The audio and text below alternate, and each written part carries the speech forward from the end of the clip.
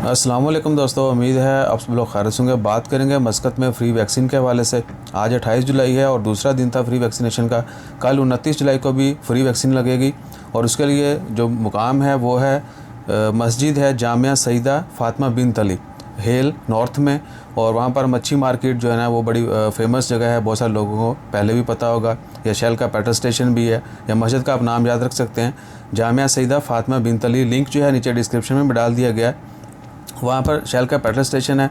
आपने सुबह 7 बजे जाना है और 1:30 तक वहाँ पे अमला जो है वो अवेलेबल होता है। सुबह 7 से 1:30 बजे तक यानी वैक्सीनेशन का अमल होता है। पहले आपने शेल के पेट्रोल स्टेशन से टोकन लेना है और वो टोकन लेने के लिए आपने अपना आईडी कार्ड दिखाना है, बताका दिखाना है। उसके बाद आपको टोकन मिलेगा और आप मस्जिद में जाके वैक्सीन लगवा सकते हैं। कल 29 जुलाई को आखिरी दिन होगा। सुबह टाइमिंग जो है उसकी 7 बजे से लेकर दोपहर 1:30 बजे तक है।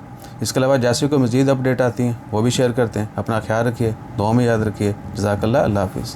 और साइनोवैक की वैक्सीन लग रही, साइनोवैक चाइना की जो है वो लगाई जा रही।